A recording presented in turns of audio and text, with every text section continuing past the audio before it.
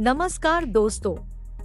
आपका स्वागत है योगेश महाजन लीगल चैनल पर। योगेश महाजन लीगल चैनल पर हम आपको प्रस्तुत करेंगे नवीनतम सुप्रीम कोर्ट के फैसलों और विभिन्न अन्य न्यायालयों के फैसलों पर और विधि ज्ञान को प्रसारित करने का प्रयास करेंगे। इस चैनल पर हम न्यायिक फैसलों के महत्व को समझाने और विधि समझौतों की युक्तियों को समझाने का प्रयास करते हैं।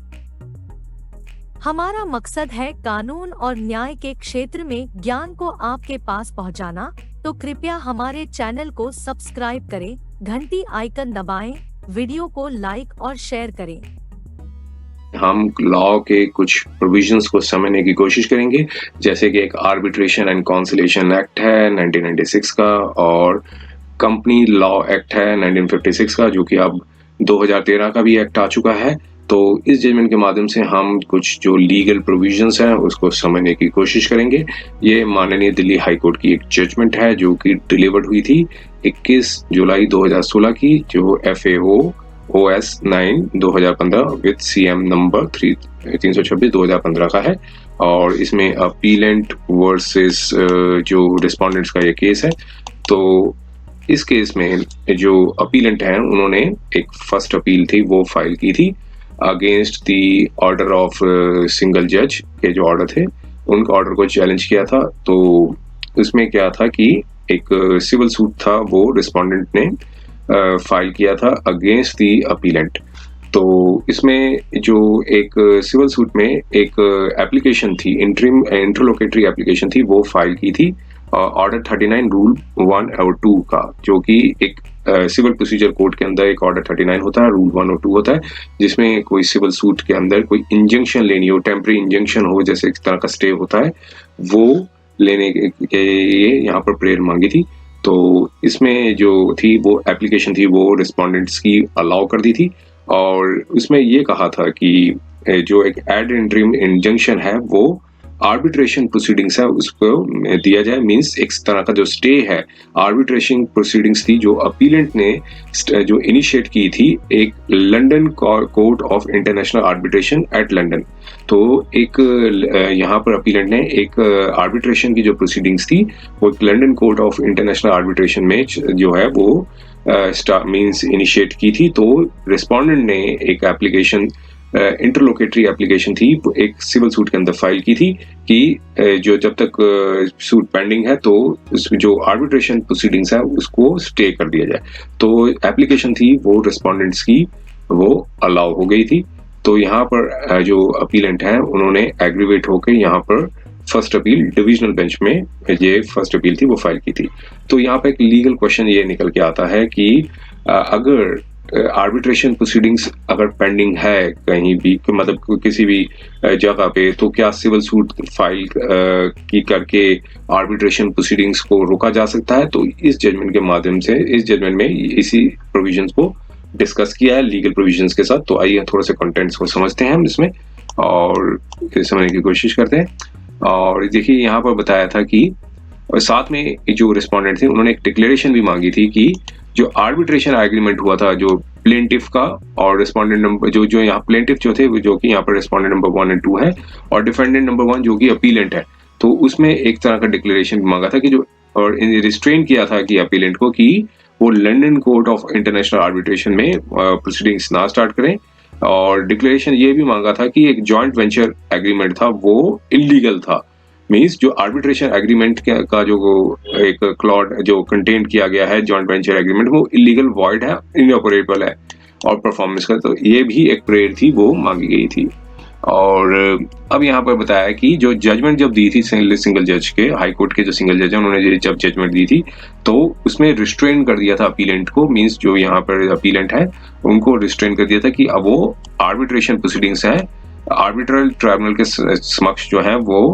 मींस ना पार्टिसिपेट करें, मींस उनको रोकें। और जब तक ये सूट जो है मींस जो सिविल सूट जो है वो डिफेंडेंट ने फाइल किया था यहाँ पर हाई कोर्ट में, जब तक वो डिस्पोज नहीं हो जाता या फिर एक स्टेटस क्यो जो है कंपनी लॉ बोर्ड ने जो दिया है वो मींस कंपनी लॉ बोर्ड ने एक स्टेटस क्यो है वो मेंटेन रहता है कि नहीं रहता, जब तक ये फर्दर ऑर्डर्स नहीं देता है कंपनी लॉ बोर्ड जो है एक कंपनी पिटीशन थी जो कि फाइल की थी, उसको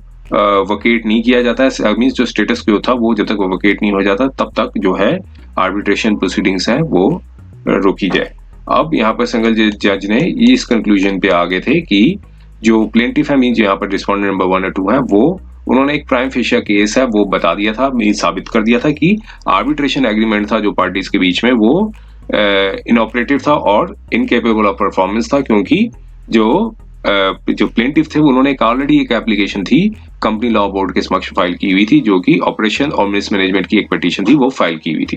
वो 397 398 कंपनी एक्ट है, कंपनी एक्ट 1956 के अंदर कि कोई भी व्यक्ति है वो अपनी जो ऑपरेशन और मिसमैनेजमेंट के आधार पे कंपनी लॉ बोर्ड के समक्ष जो है वो फाइल कर सकता है और जो है ऑर्डर ले सकता है। तो ये एक तरह का एक स्टेटस क्यो था। फिर इसमें एक डायरेक्शंस भी दी थी, कंपनी लॉ बोर्ड ने डायरेक्शंस भी दी कि वो एक स्टेटस क्यो जो है शेयर होल्डिंग पैटर्न का वो मेंटेन रखें जब तक वो पिटीशन जो है वो पेंडिंग है। तो और सिंगल जज ने ये भी ऑब्जर्व किया कि जो डिस्प्यूट था पार्टीज के बीच में, जो कंपनी लॉ बोर्ड के बीच में था, जो एक एप्लीकेशन फाइल की थी ऑपरेशन एंड मिसमैनेजमेंट की, वो ओवरलैप करती है जो डिस्प्यूट रेज किया गया था अपीलेंट ने आर्बिट्रेरियल प्रोसीडिंग्स में, और जो कि अपीलेंट जो है कि ये रेजोल्यूशन ये दी थी अपीलेंट ने कि उनके पास राइट है कि वो एक जॉइंट वेंचर एग्रीमेंट को टर्मिनेट कर सकते हैं और जो प्रोसीडिंग्स है वो स्टार्ट कर सकते हैं आर्बिट्रेरी ट्राइब्यूनल में। तो ये तरह का एक जो पूरा का पूरा जो ऑर्डर था उसको चैलेंज किया था। अब सिंगल जज ने क्या क्या ऑब्जर्वेशंस थी वो यहाँ पर जो है वो बताई गई हैं इस जो पैराग्राफ्स में। और अब इसके थोड़े से फैक्ट्स के ऊपर हम आते हैं, क्योंकि यहाँ पर थोड़ा सा लीगल एस्पेक्ट्स डिस्कस किया गया है। फैक्ट्स क्या थे और क्या जरूरत पड़ी थी इस तरह की जो लिटिगेशन स्टार्ट होने में, क्योंकि दोनों, एक जो अपीलेंट है वो एक फॉरेन कंपनी है और उनका जो इंडियन सब्सिडरी थी उन्होंने एक जो जॉइंट वेंचर था वो एग्रीमेंट था वो किया था रिस्पोंडेंट के साथ। तो यहाँ पर क्या था फैक्ट्स पे हम जाते हैं। 31/3/1995 को 1995 को अपीलेंट ने और जो रिस्पोंडेंट नंबर 1 है और उन्होंने एक जॉइंट वेंचर एग्रीमेंट किया था कि एक तरह के जो रेस्टोरेंट्स हैं जो national capital region of Delhi में वो किए जाए, और एग्रीमेंट के मुताबिक में ये भी बताया गया था कि जो अपीलेंट है और रिस्पोंडेंट नंबर 1 है वो एक जो अपीलेंट है वो उनकी जो यूएसए की जो ब्रांच है वो एक यूएसए की जो हेड ऑफिस है वो कंफर्मिंग पार्टी है, और जॉइंट वेंचर एग्रीमेंट था वो वो स्टिपुलेट ये करता था कि जब भी एग्रीमेंट एग्जीक्यूट किया जाएगा और रिसिप्ट्स होंगी ऑल नेसेसरी जो गवर्नमेंट अप्रूवल्स होंगे वो लेंगी, जो रिस्पोंडेंट लेंगे, और एक जॉइंट वेंचर कंपनी है वो बनाई जाएगी जिसमें दोनों अपीलेंट और रिस्पोंडेंट के मींस के दोनों के 50-50% शेयर होंगे। और फिर जो रेलेवेंट क्लॉजेस थे जॉइंट वेंचर एग्रीमेंट के जो के वो बताए गए हैं कि मैनेजिंग डायरेक्टर होंगे, जो एक्सेप्टेंस ये थी कि जो पार्टनर होंगे वो नेशनल कैपिटल रीजन में उनका रेजिडेंस होगा, वो फुल टाइम डिवोशन देंगे बिजनेस में, और जो मैनेजिंग डायरेक्टर होंगे वो उसको री इलेक्ट किया जाएगा। और साथ में ये बताया था कि जो अपीलेंट है वो एग्री करेंगे री election of the partner managing director में जब तक कि जो पार्टनर है वो नेशनल कैपिटल दिल्ली में ही रिसाइड करेंगे और सारा जो डिवोशन है वो देंगे। और इस साथ में कहा कि जो अपनी सारी रिस्पॉन्सिबिलिटीज हैं एज एक कॉम्पिटेंट और फेथफुल मैनर में देंगे। तो ये एक सारा का जॉइंट वेंचर था, वो एग्रीमेंट था, उसके जो क्लॉजेस हैं वो बताए गए थे। और फिर एक टर्मिनेशन का भी बताया था कि नॉन डिफॉल्टिंग पार्टी के द्वारा भी टर्मिनेट किया जा सकता है, और फिर उसके जो कंटेंट्स थे वो बताए गए थे यहाँ पे एग्रीमेंट के, यहाँ पर रिप्रोड्यूस किए गए हैं सारे के सारे। और फिर इसके बाद हुआ गया था उस पर हम चलते हैं। मींस लिटिगेशंस थी वो स्टार्ट कैसे हुई। अब यहाँ पर लिटिगेशन ये इस तरह से स्टार्ट हुई कि 29/6/1995 को मींस 29 जून 1995 को रिस्पोंडेंट नंबर जो 3 है वो उन्होंने इनकॉर्पोरेट किया था। उनकी भी एक प्राइवेट लिमिटेड कंपनी थी, वो इनकॉर्पोरेट हुए थे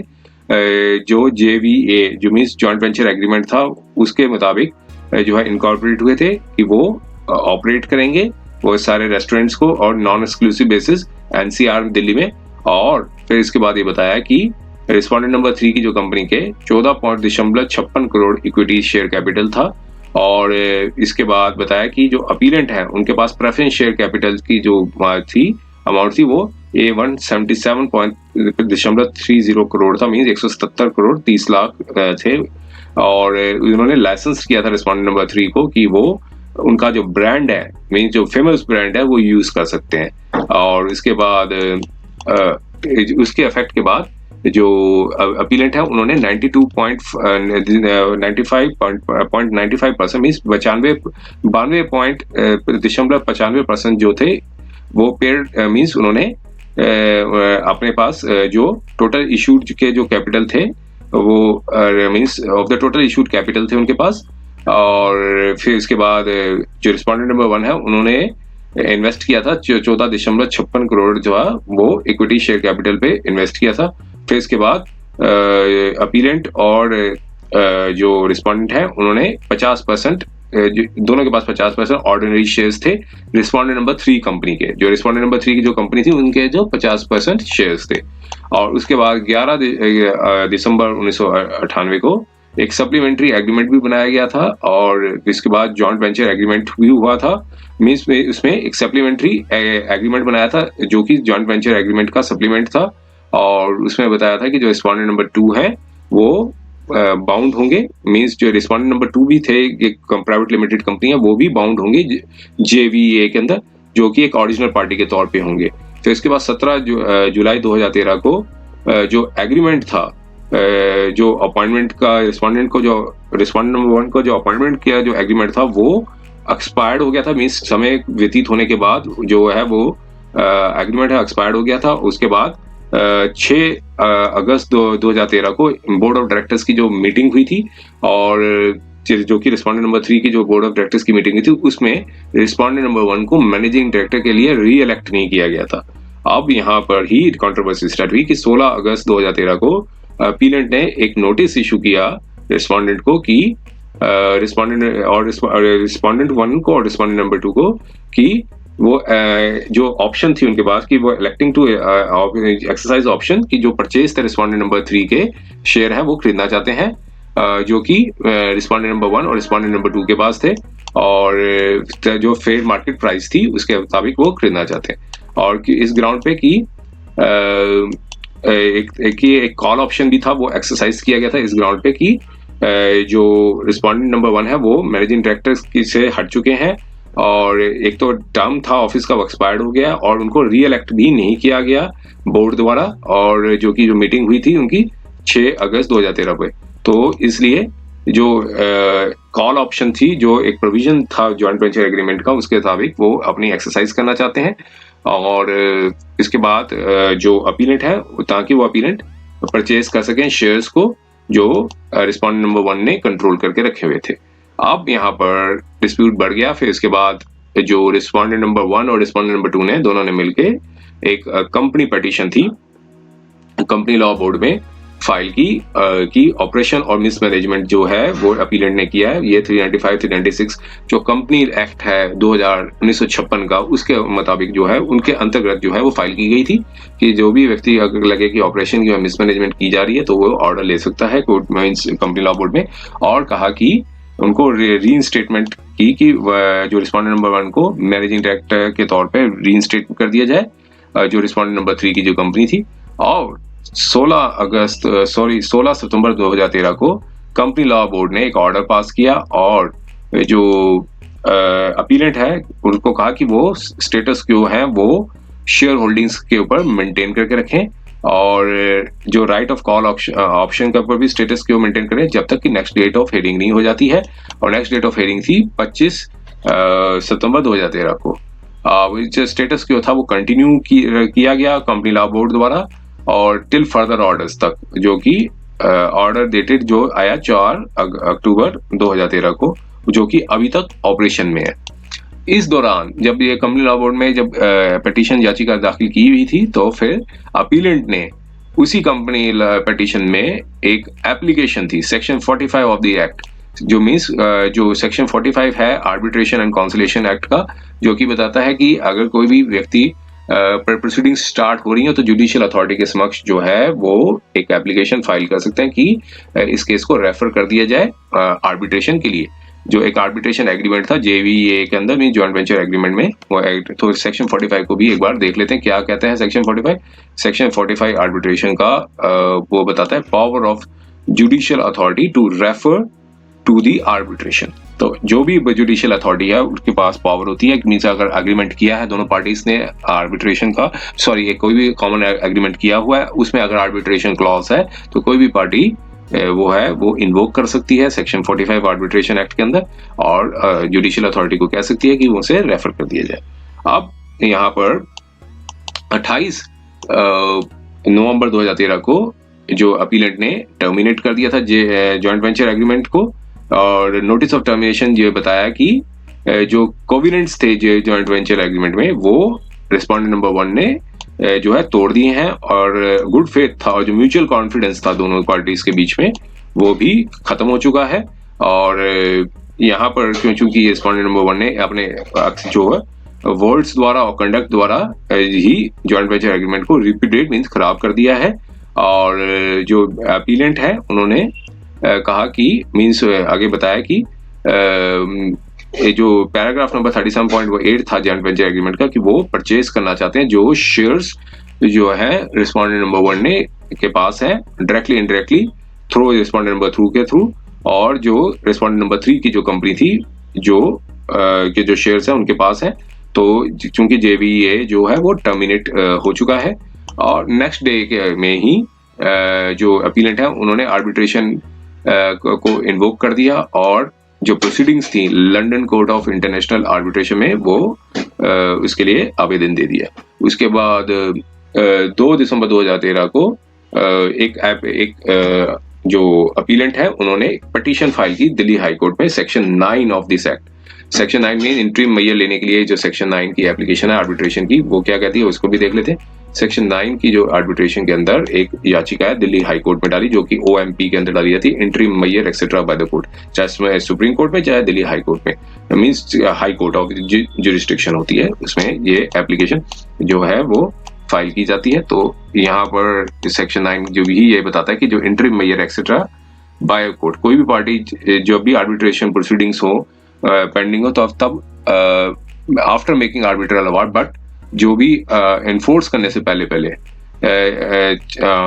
सेक्शन 36 का जो एनफोर्स करने से पहले कोई भी एक कोर्ट के समक्ष जो है वो एक अपनी जो है एप्लीकेशन फाइल कर सकती है। तो यहाँ पर सेक्शन 9 के अंदर फाइल की और इस दिल्ली हाई कोर्ट ने उसे डिस्पोज कर दिया था, और ये कंटेंट्स थे उस एप्लीकेशन के। और उसके बाद 2 दिसंबर 2013 को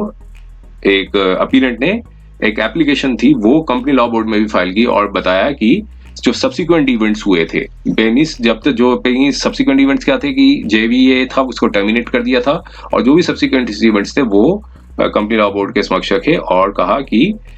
जो स्टेटस क्यू है उसको वकेट कर दिया जाए, क्योंकि स्टेटस क्यू था वो रिस्पोंडेंट द्वारा लिया गया था। तो अब यहाँ पर उन्होंने प्रेयर की थी कि स्टेटस क्यू को मेंटेन किया जाए, में वकेट कर दिया जाए। और फिर इसके बाद रिस्पोंडेंट नंबर 1 और रिस्पोंडेंट नंबर 2 ने भी एक एप्लीकेशन थी वो फाइल की कंपनी लॉ बोर्ड में, और कहा कि जो टर्मिनेशन जो हुआ है JVA को जो टर्मिनेट कर दिया था जो अपीलेंट ने उसको चैलेंज कर दिया यहाँ पे, और कहा और फिर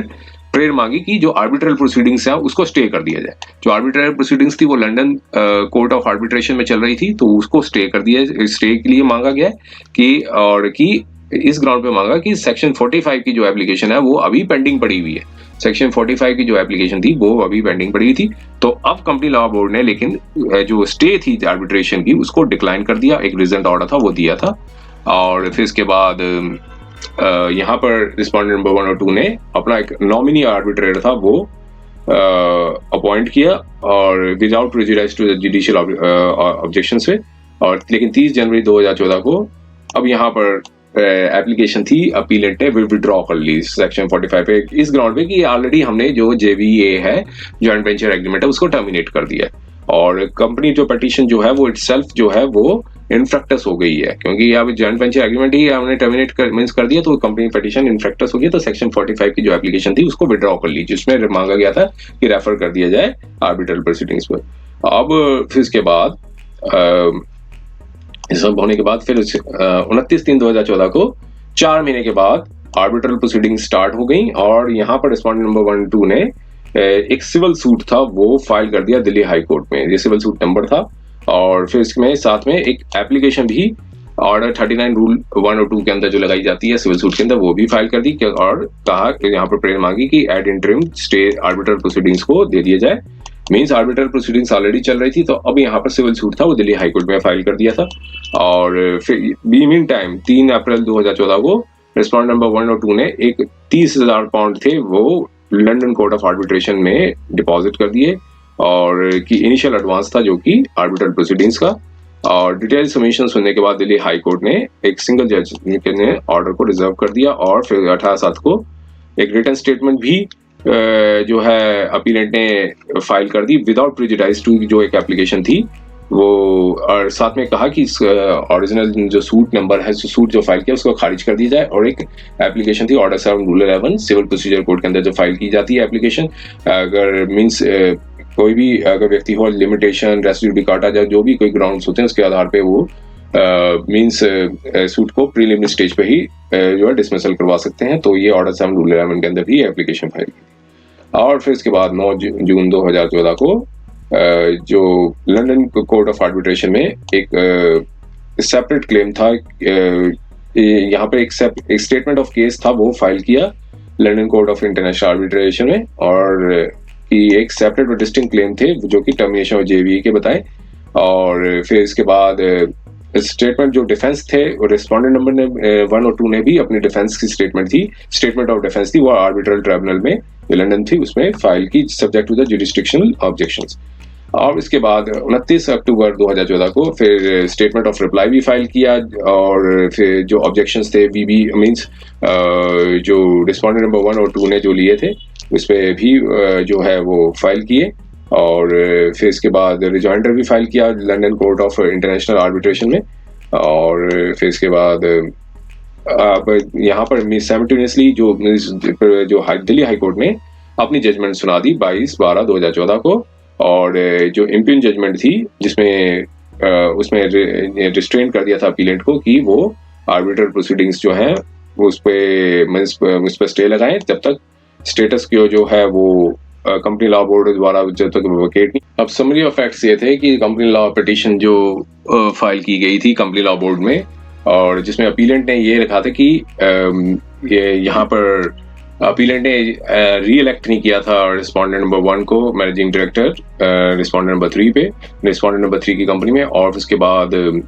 जो अपीलेंट है उन्होंने एक कॉल ऑप्शन थी वो एक्सरसाइज की थी। अब यहाँ पे बताया कि जो कंडक्ट था अपीलेंट का वो कंपनी लॉ बोर्ड में जो है वो चैलेंज किया गया था रिस्पोंडेंट नंबर 1 और 2 ने अंडर सेक्शन 397 और 398 ऑफ कंपनीज एक्ट 1956। मैंने शायद पहले रॉन्गली बता दिया था, 395 और 396 था, जबकि 397 398 of the company law act है उसमें जो है ऑपरेशन ऑफ मिसमैनेजमेंट के लिए डिफाइन किया गया है। क्योंकि अब ये 2013 का एक्ट आ चुका है तो इसमें ऑपरेशन ऑफ मिसमैनेजमेंट के ऊपर उसको जो है वो चैलेंज किया था। फिर अब ऑर्डर जो था वो प्रोसीडिंग्स पे पास हुआ था, और इसमें अपीलेंट को डायरेक्शंस दी थी कि वो स्टेटस क्यो है वो मेंटेन करके रखें, और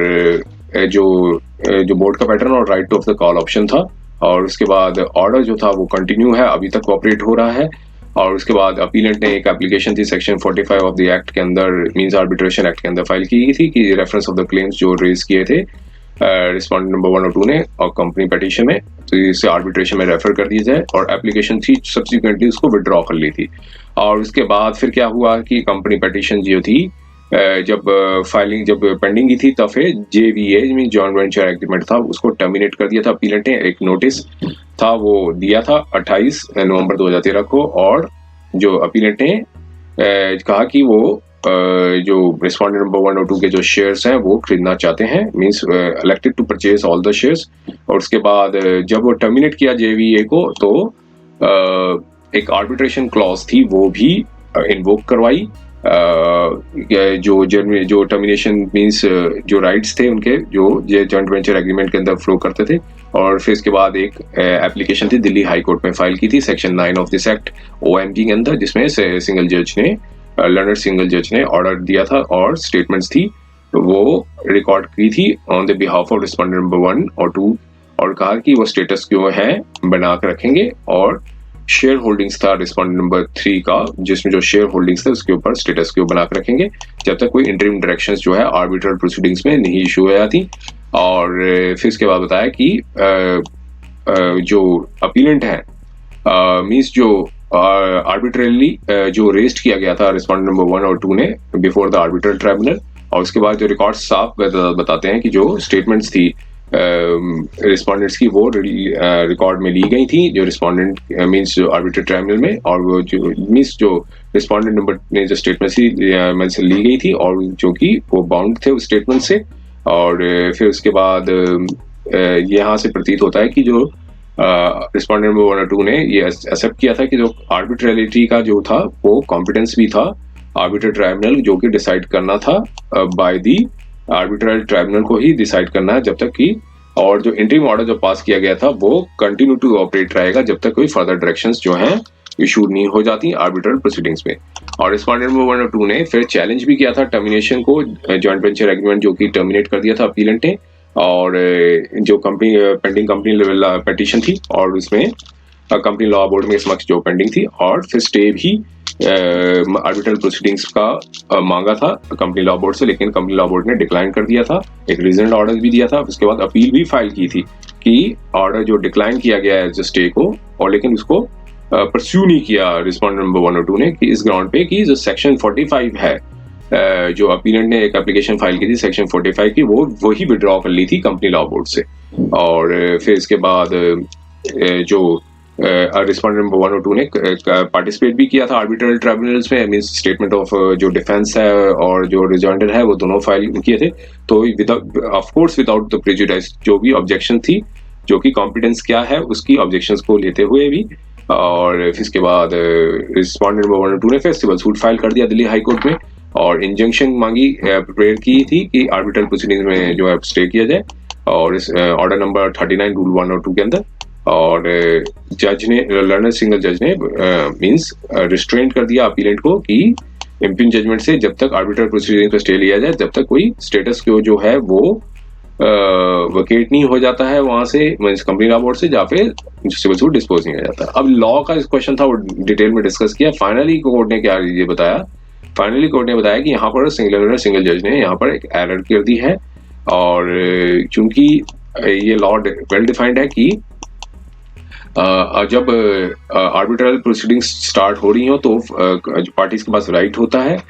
मींस कोई भी पार्टी जब आर्बिट्रेशन जो क्लॉ है अगर आर्बिट्रेशन प्रोसीडिंग्स के लिए अगर कोई भी प्रेयर लेना चाहते हैं तो वो उनकी पार्टीज के पास राइट होता है, वो कोर्ट के समक्ष जो है वो अपनी एप्लीकेशन मूव कर सकते हैं। यहाँ पर कोर्ट ने कहा कि यहाँ पर एरर कर दी है और कि एप्लीकेशन जो फाइल थी वो प्रेस नहीं की अपीलेंट ने, यहाँ एक एरर कर दी, जबकि अपीलेंट ने वो एप्लीकेशन प्रेस भी की थी और वो एमपी के अंदर ऑर्डर भी आ गया था, जो कि करेक्ट नहीं है। और साथ में बताया कि जो ऑर्डर था OMP नंबर सो का, जिसमें सिंगल जज थे दिल्ली हाईकोर्ट के ही थे, और उन्होंने एक ऑर्डर दिया था और उसमें जो यहाँ पर रिस्पोंडेंट्स के दोनों 1 और 2 के जो काउंसिल्स ने ये जो इंस्ट्रक्शंस लेने के बाद ये बताया था कि जो विदाउट प्रेजुडिस जो कंटेंशंस थे कंपनी लॉ बोर्ड के और आर्बिट्रेरिटी ऑफ डिस्प्यूट्स में, तो जो स्टेटस क्यो जो है वो मेंटेन रहेगा। जो शेयर होल्डिंग्स थे रिस्पोंडेंट नंबर 3 के, जो रिस्पोंडेंट नंबर 1 और 2 के पास थे, और जब तक कोई इंटरिम डायरेक्शंस जो है वो आर्बिट्रल प्रोसीडिंग्स द्वारा नहीं ली जाती हैं। और जो ऑर्डर पास था सिंगल जज द्वारा वो साफ इंडिकेट करता था कि जो स्टेटमेंट्स थे रिस्पोंडेंट्स के वो ऑन रिकॉर्ड पे हैं और जो रिस्पोंडेंट द्वारा उनको बाइंड है। और फिर इसके बाद जो सेक्शन 9 के अंदर जो एप्लीकेशन थी वो इंटरिम जो मेयर था अपीलेंट जो है वो सक्सेसफुली लिमिटेड प्रोटेक्शन उनको मिल गई थी, और इसलिए जो सिंगल जज का जो फाइंडिंग्स थी वो कि इन्होंने एक सेक्शन 9 के अंदर जो एप्लीकेशन थी अपीलेंट ने प्रेस नहीं की वो कॉन्ट्ररी टू द रिकॉर्ड्स का है। और फिर इसके बाद यहाँ पर कंक्लूजन पे ये बताया कि जो आर्बिट्रेशन एक्ट के 2 पार्ट्स हैं, पार्ट 1 और पार्ट 2, और जो कि अब पार्ट 2 के अंदर सेक्शन 45 आता है, और प्लेस ऑफ आर्बिट्रेशन जो है वो यहाँ पर ये रेज किया था कि लंदन में नहीं होना चाहिए बल्कि न्यू दिल्ली पे होना चाहिए। तो आर्गुमेंट्स और जो काउंटर आर्गुमेंट्स जो हैं वो प्लेस ऑफ आर्बिट्रेशन के ऊपर है। और लेकिन यहाँ पर अपीलेंट ने एक जो सेक्शन 45 के अंदर एप्लीकेशन फाइल की थी कंपनी लॉ बोर्ड पे, वो जो एप्लीकेशन थी और साथ में अपीलेंट ने सेक्शन 9 के अंदर भी एप्लीकेशन फाइल की थी। तो वो जो एग्रीमेंट था वो 2012 से पहले का था। और फिर इसलिए पार्ट 2 जो बताया, पार्ट 1 जो बताया कि जो एक आर्बिट्रेशन एग्रीमेंट्स हैं और सेक्शन 45 1996 के अंदर है, लेकिन यहाँ पर एक कंट्रोवर्सी का पार्ट नहीं होना चाहिए। सिर्फ हमारी ये क्वेश्चन यहाँ तक ही सीमित रहेगा कि जो एंटी आर्बिट्रेशन इंजंक्शन था जो दिल्ली हाई कोर्ट के जो सिंगल जज ने, ऑनरेबल दिल्ली हाई कोर्ट के जो ऑनरेबल सिंगल जज ने दिया था, वो इंजंक्शन क्या वो दे सकते हैं। यहाँ पर कोर्ट ने कहा कि वो इसमें एंटी आर्बिट्रेशन इंजंक्शन जो है वो नहीं दे सकते हैं, और क्योंकि एक सिर्फ उसी ग्राउंड पे दे सकते हैं कि अगर वो नल एंड वॉइड हो या इनऑपरेटेबल हो। लेकिन जब अगर पार्ट 1 ऑफ 1996 अप्लाई होता है और जो प्रोविजंस थे सेक्शन 8 के जुडिशियल अथॉरिटी के जो बताए गए हैं कि पावर है उनके पास, कि जो जुडिशियल अथॉरिटी है वो उनके पास पावर होती है कि वो रेफर कर सकते हैं आर्बिट्रेशन के लिए, तो उसके सेक्शन का जो यहाँ पर पूरा सा रिप्रोड्यूस किया और फाइनली इस कंक्लूजन पे आए कि जो जजमेंट थी उसको सेट असाइड कर दिया। और चूंकि जो स्टे जो लगाया गया था कि वो मेंटेनेबल नहीं है, और इसलिए जो इम्पिंज जजमेंट थी उसको सेट असाइड कर दिया। तो ये जजमेंट आई थी 21 जुलाई 2016 की। उम्मीद है कि यह वीडियो आपको पसंद आया होगा। अगर आपने अभी तक हमारे चैनल को सब्सक्राइब नहीं किया है तो कृपया इसे सब्सक्राइब कर ले और बेल आइकन दबाकर नोटिफिकेशन प्राप्त करें ताकि आप हमारे नए वीडियो से अपडेट रह सकें। अगर आपको यह वीडियो पसंद आया हो तो कृपया लाइक करें और अपने दोस्तों के साथ शेयर करें। हमारे चैनल पर आपको न्यायिक मुद्दों, कानूनी सलाह और कानूनी अपडेट्स के बारे में नवाचारिक और महत्वपूर्ण जानकारी मिलेगी। हमारे साथ बने रहें, क्योंकि योगेश महाजन लीगल आपके कानूनी सवालों का सहायक है।